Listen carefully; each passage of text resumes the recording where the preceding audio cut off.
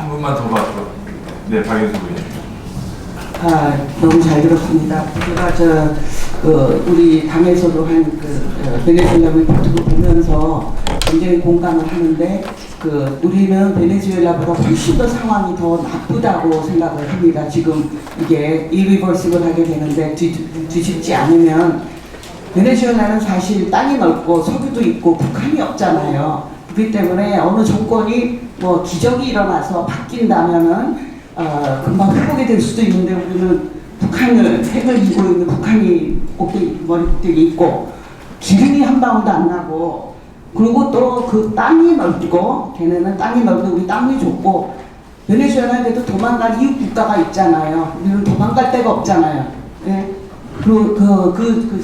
그게 다르고 네 가지가 다르고 또 민족성도 다르고 민족의 구성이 다르다. 그거는 우리한테 좀 좋은 조건이지만 저는 북한, 기름, 국가의 주의 국가 이런 것 때문에 우리나라가 훨씬 더 상황이 어렵다. 그렇기 때문에 더 빨리 이거를 뒤집지 않으면 베네수엘보다 더 비참하게 된다. 그런 말씀을 드리고요. 아까 그 볼리바리안 클럽 그런 거를 보면은 지역에서 요새 사인을 받고 동의서를 받는데 꼭 대부분은 우호적으로 지나가는데 아주 그냥 쪽집게 짚듯이 센 욕을 하고 가는 그런 젊은 여자들이 이렇게 눈에 띄거든요. 그런 사람은 뭐 무슨 수를 써도 바뀌지 않은 그런 사람들이 딱 거기에 그런 사람들인 것 같은 생각이 들어서 굉장히 무서운 생각이 들었고 그 주민자치위원회 그거를 보면서 이 구청장이 바뀌면서 갑자기 주민자치위원회 10명에서 50명으로 하고 바로 그런 일이 일어나는데 이게 베네수엘에서 똑같은 일이 했기 때문에 이거를 벤치마킹 했다 생각하면 정말 소름이 끼칩니다. 그래서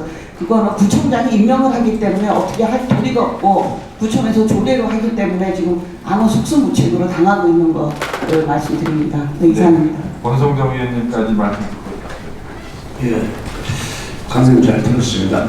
뭐 오늘 비단 이제 한국과 베네수엘라를 이제 오늘 비교하는 그런 강의를 하셨는데 그걸 떠나서 또 정치 전반에 대해서 해박한 그런 해안을 갖고 계시니까 먼저 여쭤보겠습니다. 우리가 지난 지방선거 때 트럼프하고 김정은 회담 때문에 우리 국민들이 이 정권의 안보를 맡겨도 되겠다 하는 그런 믿음 때문에 저희들이 대표를 했고 이제 결국은 이걸 막을 방법은 민주국가에서 내년 총선에서 승리하는 길밖에 없는 그래야 이제 문재인 대통령의 권력을 견제할 수가 있는 거 아니겠습니까? 그런데 얘들이 지금 민주당 의원들이 갑자기 11월 달에 김정은이가 한국을 남한을 방문한다, 우리를 방문한다 하면서 이거를 언론에 얘기할 뿐만 아니라 그 지역에 다닌 강연에서도 계속해서 이걸 굉장히 강조를 하고 그러면은 지금의 그런 조국 정국이 다 뒤집어진다. 그래서 자기들한테 유리한 정국이 조성이 된다라는 얘기를 이제 많이 하고 있거든요. 그래서 또 김정은이 와가지고 모든 언론을 동원해서 정상회담하는 과정을 하고 또 정치적 의미를 역사적 의미를 계속해서 얘기할 때 우리 국민들이 또 거기에 말려들 것인지 아니면은 문재인 정권의 2년 반 동안의 이런 실정 그 다음에 국민을 무시하는 정책 이런 것을 봐왔기 때문에 또 북한의 그런 핵을 포기하지 않겠다는 의사를 봐왔기 때문에 여기에 우리 국민들이 그래도 이제는 조금 면역이 생겨가지고 좀 견뎌낼 것인지 그 부분을 어떻게 보시는지 한번 좀 또 김정은 답할 가능성이 있다고 보는지 한국 방문 가능성이 있다고 보는지 한번 좀 말씀해 주시면 좋겠습니다. 우선 저는 자유한국당한테 감사를 드리고 있습니다. 매우 감사합니다. 제가 지금까지 한 1시간 동안 스피치했던 그 발전은 다 자유한국당 겁니다. 우리 정영기 정책위 의장께서 베네수엘라 리포트를 만들었어요. 참 잘 만든 겁니다. 이거 제가 그대로 베낀 겁니다. 그래서 이거 재구성을 했습니다. 물론 제가 컨텐츠는 똑같고요. 이게 재구성 편집을 했는데 여기 계신 분들이 정영기 의장 좀 칭찬을 해주세요. 대단한 사람입니다. 그 태양을 갖고 이게 제가 들어보니까 한 3, 4개월 전에 실수됐거든요. 이 대한민국이 좌파성이 베네수엘라와 같다는 그 포인트를 자꾸 파고들었어요. 이거 제가 한 2달 준비했는데 그래서 이런 분들이 보이지 않게 꾸준히 노력을 할 때 저 같은 사람이 기자가 무슨 연구하는 건 아닙니다. 베끼는 사람입니다. 잘 베꼈을 뿐입니다. 그래서 지금 우선 저는 문재인 대통령이 해임을 할 거라고 봅니다. 윤석열을. 그리고 지금 수순이 해임 수순입니다. 그렇게 명분을 쌓아가고 내 명령을 지키지 않았다라든가 내가 보고를 하라 했더니 충족되지 않았다라든가 이것은 불성실의 의무를 성실의 의무를 위반하였다라고 별 명분을 붙여서 해임할 거다. 이렇게. 언제 가능한 빨리 할 겁니다. 그러면 윤석열을 어떻게 살아요? 그러고 나서 조국 법무장관을 가고 조국 정무장관이 그렇게 되지 않기를 바라지만 검찰 한 500명을 짜을지도 모르죠. 그리고 승리의 빅토리를 안기면서 총선 출마를 시킨다. 부산으로. 뭐 이렇게 지금 자기들은 머릿속에 그리고 있다. 이렇게 어떻게 해야 되는가? 윤석열은 자기 인생과 역사를 얼마큼 자기를 던지겠는가 하는 거죠. 저는 윤석열을 이것저것 압니다. 그 사람은 아마 자기가 할 수 있는 최강소를 던질 겁니다. 그것도 가장 빠른 시일 내에. 그런 생각 들고요. 그래서 감찰권, 인사권, 재정권 다 행사합니다. 이 대통령과 이 정부가. 그런데 윤석열은 헌법이 자기에게 부여한 기소독점권 이걸 정확히 행사하면서 자기를 던질 겁니다. 어떻게 되느냐 하는 것은 그 사건을 바라보는 국민의 선택이다. 이게 달려있다 이렇게 생각하고요. 그 다음에 베네수엘라보다 지금 상황이 더 나쁘다. 우리가 빨리 좀 뒤집어야 된다. 이렇게 말씀하셨죠. 나쁜 것도 많고 저는 그러나 우리 국민의 어떤 성질과 속성이 굉장히 척박한 그런 어려움 속에서도 원자력도 만들어낸 그 세계 10위권에도 올라온 그런 나라이기 때문에 그 국민성에 대한 믿음이 있어요. 그리고 베네수엘라는 건 굉장히 얇은 자유시민층이었는데 우리는 굉장히 두터운 자유시민층이었습니다. 그것은 박정희, 전두환 대통령의 공입니다. 그러니까 이승만, 박정희, 전두환 대통령 시절까지 공입니다. 그들의 그 두터운 배가 있었기에 지금 쉽게 우리가 더 항해할 그런 기름이 여전하다. 그런 점에서는 그걸 믿고 우리가 의식을 중심을 잡아서 이 자유민주주의를 바로 세울 수 있는 전략을 짜면 아직도 늦거나 이러잖아요. 저는 다만 10월 3일을 매우 주목합니다. 지난주 토요일에 서초동을 군중이 뒤엎었기 때문에 이 정권의 눈은 어느 군중이 많지라는 것이 잣대입니다. 참 그 한심한 눈이지만 그 한심한 눈에게도 위험을 보여주려면 10월 3일 광화문에 얼마나 많은 사람이 나와주느냐. 제 와이프도 제 형도 제 동창도 다 오고 모이기로 했습니다. 처음입니다. 저로서는. 저는 기자이기 때문에 특별히 그런데 덜 관심을 가지고 했었는데 행동 부분에서는 이번에는 이 세 군데에서 다 오겠다고 그러더라고요. 저는 나가겠습니다. 저는 물론 취재를 위해서 나갑니다. 광화문에 얼마만큼 모이느냐, 그리고 광화문에 모인 그 힘으로 저들이 유일하게 지금 잣대로 서 있는 그 눈에 얼마만큼 무서움과 두려움을 보여주느냐, 그 싸움이죠. 윤석열도 아마 그 세력을 보면서 자기들의 선택을 하지 않을까 싶습니다. 그 다음에 지방자치위원회, 제가 감히 사람 하나 추천하고자 합니다. 전상직이라는 분이 있습니다. 전상직이라는 분은 20년을 이 싸움을 해왔어요. 여든 야든 매우 많은 사람들 알고 있습니다. 정확히 이것점에 입각해서 지방자치 운동을 해왔는데 이 정권에 들어서 더 잘 알고 있습니다. 상당히 세력도 있고 이분을 행자위원이든 또 한국장이든 어디든 관계없이 이분은 매우 높이 써서 이분이 법안도 다 마련했어요. 제가 거기 2번이나 나가서 발제한 경험이 있습니다. 그때는 이게 뭔 뜻인지 몰랐는데 이제 알겠더라고요. 그래서 전상식이라는 분을 제가 추천을 드리고요. 지방자치 문제의 싸움에서는. 마지막으로 권 의원님, 어떤 일이 벌어지겠는가 하는 건데요.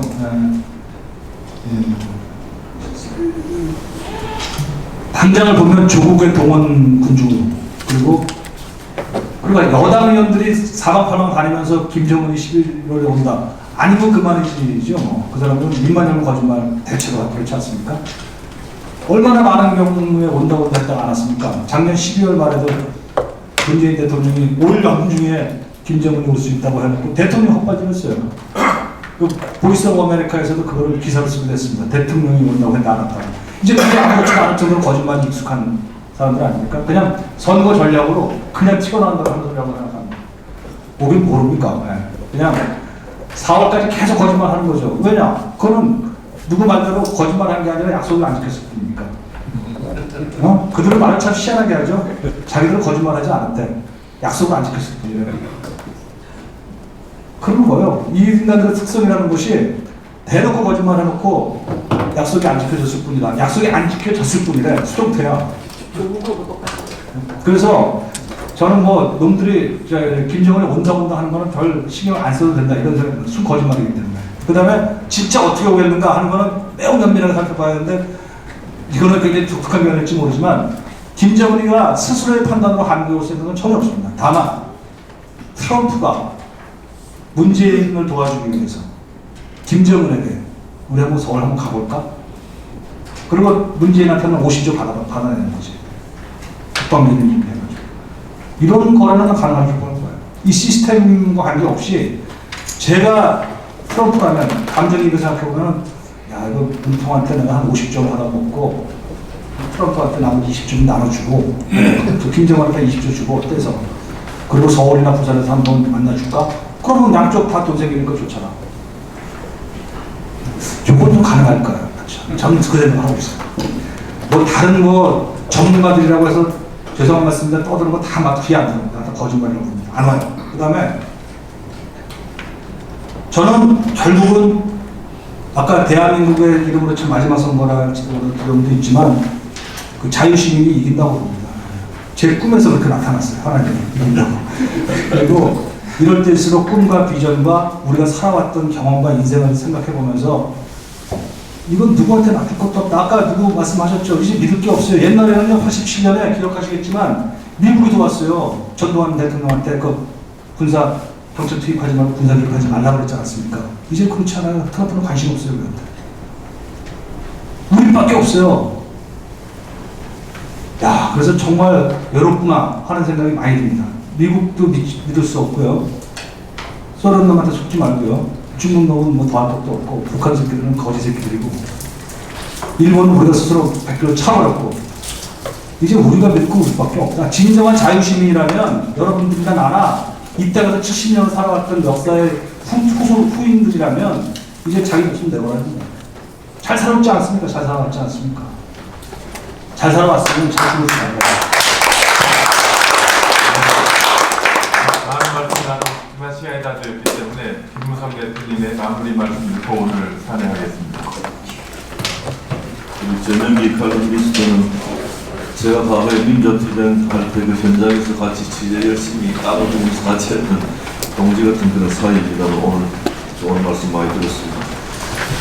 베네수엘라 우리나라와 너무 먼 나라였기 때문에 참 잘 모르는 나라였습니다. 그래서 남미에 있는 베네수엘라라는 나라의 차베스라는 이상한 지도자가 나서가지고 하도 이상한 짓을 하니까 베네수엘라는 좀 상당히 후진국 수준이 낮은 나라라고 우리 국민들이 오해하고 있는데 베네수엘라는 남미에서 제일 잘 사는 후진국이었습니다.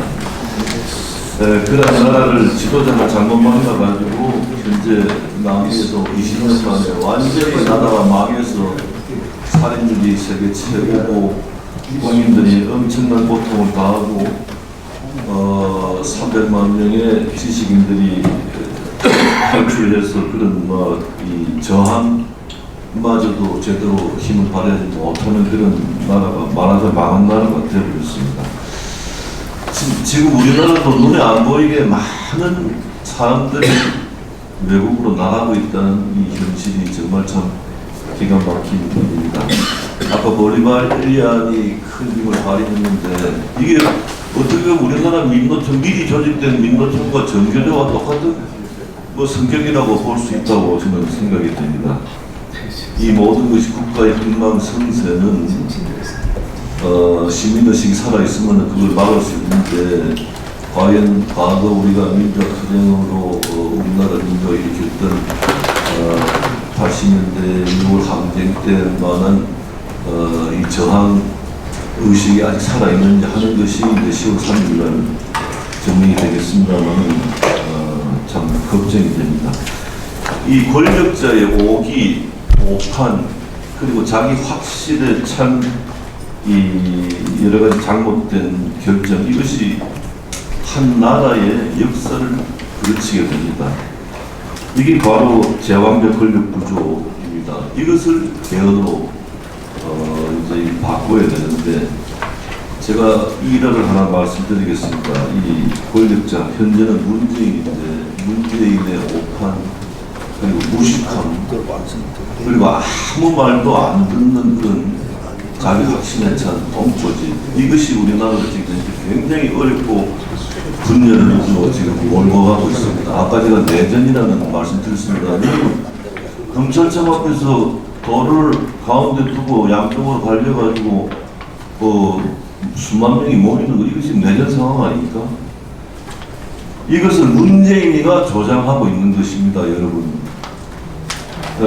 지난 대통령 선거, 법적 선거의 며칠 전에 모 언론사 사주가 부친상을 당해서 분석을 받는데 제 바로 뒤에 문재인 후보가 들어왔습니다. 그래서 자인이 같이 마주 앉아가지고 그 언론사 간부들과 대화를 했는데 그때 제가 그랬습니다. 그때는 이미 전세가 완전히 기울어져 있었기 때문에 이대로 가면은 당신이 대통령 당선되지 않겠나. 근데 내가 겪어보니까 제왕적 권력구조 이것이 제일 큰 문제다. 지금 7번째의 현재의 헌법체제에서 7번째의 대통령이 실패한 대통령이 되었는데 당신이 대통령이 되면은 이러한 제왕적 권력구조를 당신 손으로 개헌을 해야 된다. 그래야 우리나라의 미래가 있다. 내가 박근혜를 제일 잘 아는데 박근혜라는 사람은 절대로 부정한 사람이 아니다. 그런데 아무리 깨끗하게 하려고 박근혜가 노력했지만 최순실 같은 이런 엉뚱한 방향에서 일이 터지지 않느냐. 그래서 이 권력구조 바꾸라 했더니 문재인 후보가 선배님 저는 시스템의 문제가 아니고 사람의 문제라고 생각합니다. 내가 대통령 절대 그래 안 합니다. 이렇게 저한테 큰 소리 치더라고요. 그래서 그 언론사 회장 사장이 다 듣고 있었어요. 그래서 제가 그랬습니다. 그렇지 않다. 당신이 제왕적 권력구조를 바꾸지 않으면은 당신이 대통령 된다 하더라도 3년 안에 권력형 대형 부정 사건이 터져가지고 당신이 결국 실패한 대통령으로 기록될 것이다. 지금 그게 바로 터진 겁니다. 여러분, 조국이 부정 게이트 아닙니까? 이것을 권력자가 이걸 막으려고 아까 이 윤석열 해임 이야기가 나오는데 지금 우리 그 법이 검찰총장 임기제로 되어 있습니다. 그러면 윤석열이 버티면 해임할 방법이 없는 겁니다. 그러나 그런 싸움을 가서는 안 되죠. 그래서 문재인의 이런 자기 확신, 내가 하면 그렇지 않다.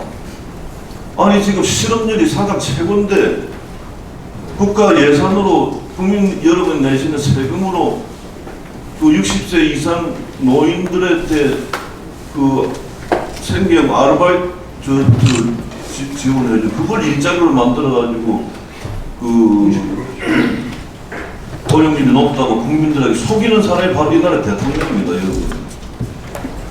그걸 문재인이가 몰라서 그런 말 하겠습니까? 국민 속이는 거 아닙니까, 여러분?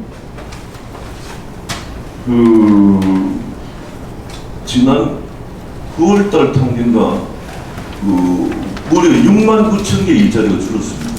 그런데 문재인 대통령 국민한테 일자리 늘었다고 거짓말을 하고 있거든요. 이렇습니다. 그래서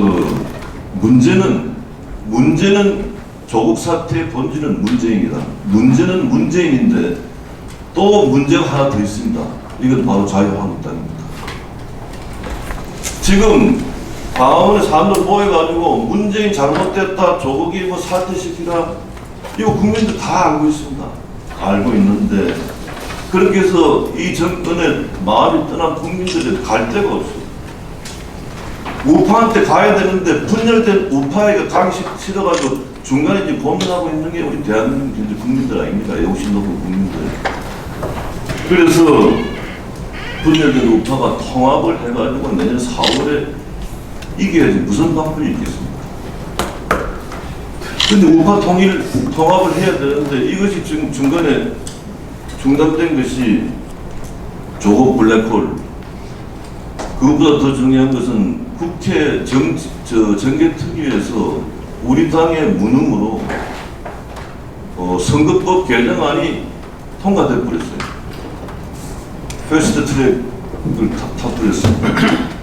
이것을 우리가 그때 어떤 수를 써서라도 막았어야 되는데 원망한 겁니다. 국회법 해석을 잘못했는지 이건 이제 헌법재판소에 청구해놨습니다만 그 결과 어떻게 나올지 모르겠습니다만 나경원 원내대표는 안건조정 심의 신청으로 90일간 이걸 붙잡을 수 있다라고 생각을 하고 느긋하게 있었는데 이게 돌려버린 겁니다. 그래서 연동형 비례대표제로 가면은 통합은 안 됩니다. 분열로 가게 됩니다. 뭐 제가 몇 번 말씀드렸습니다만은 제1당, 2당이 비례대표를 한 석도 못 먹게 됩니다. 그러니까 우리 당으로서는 우파 의석 확보를 위해서 지역구는 우리 한국당 후보를 찍어주시오. 비례대표는 우리의 우당 A 정당을 찍어주시오라고 선거도 할 수밖에 없는 그런 상황이 오게 된 겁니다. 그래서 우리는 이제 만약 이 법이 통과되면 우리가 우리 우파 우리 그 연대 정당을 또 하나 지정을 해야 돼요. 이러다 분열입니다. 이제 기독교 정당 나오죠, 불교 정당 나오죠, 호남 정당 나오죠, 충청도 정당 나오죠. 완전히 뭐 정치권이 혼란으로 가게 됩니다. 대통령, 제왕적 대통령 권력 구조 하에서 이런 다당제 연동제 비례대표 이거는 있을 수 없는 일입니다. 일대 혼란으로 갑니다. 베네수엘라 그렇게 해서 말한 거 아닙니까? 베네수엘라 딱 이렇게 연동제 비례대표제를 차례서가 만들었습니다. 그래서 이걸 막아야 됩니다. 그런데 11월 28일부터는 문희상 국회의장이 이 법안을 본회의에 바로 부여할 수 있게 되어 있습니다. 그럼 수적으로 우리가 약합니다. 정의를 부르짖는 정의당에서 심상정이라는 사람이 이 연동제 비례대표제로 선거법 개정이 되어야 자기 자당이 유리하다 해가지고 정의를 외면하고 그걸로 조국을 갖다 접근한다 했습니다. 그 정의가 없어지는 겁니다. 이걸 막아야 됩니다. 그래서 조국도 중요하지만 이것보다 우리 땅의 미래, 우리 우파 국민의 미래 100배로 더 중요한 연동제 비례대표 이것을 저지하기 위한 삭발, 단식, 이 수위를 훨씬 넘는 최후의 이 저지 수단을 우리가 강구해요. 그걸 누가 합니까? 우리가 해야지. 우리 자유한국당 국회의원들이 황교안 대표 중심으로 이걸 해야 됩니다. 근데 그것이 지금 너무나 부족하게 보이기 때문에 정말 가슴이 타들어가는 그런 심정이 있다는 점을 여러분께 호소해드리면서 말씀 마치겠습니다. 네, 감사합니다. 정화면 부의장님께서 간단하게. 네, 제가 우리 칼럼니스트께서 아까 주민자치위원회를 말씀하셨는데 지금 현장에서 일어나고 있는 현상을 제가 잠깐 말씀드리겠습니다. 지금 현재 이 정부가 기존의 주민자치위원회를 전부 해촉합니다. 기존 주민자치위원회를 전부 해촉하고 신임 주민자치위원회 해가지고 또 심지어는 주민소통위원회 해가지고 대체 세력을 만듭니다. 그러니까 그 수당을 많이 주기 때문에 니도 나도 지망을 합니다. 그래서 거기 이제 선별적으로 경쟁적으로 뽑아내고 있는데 지금 현재 각 동의 기존의 주민자치위원회 활동을 하는 사람들은 동에서 그래도 신망이 있는 분들이고 자기도 써가면서 봉사하는 분들인데 이분들이 이제 불만이 꽉 차 있습니다. 우리 현재 정치들 다 갖고 있는데 정치하시는 분들 그 지금 현재 지역에서 일어나고 있는 현상이니까 그 기존의 주민자치위원들을 잘 활용하면 우파 세력을 구축할 수 있다. 그런 말씀드립니다. 이상입니다. 네, 감사합니다. 끝까지 같이 해주신 여러분께 감사드리고 다음 토론회 때 또 뵙겠습니다. 이상 마치겠습니다. 감사합니다.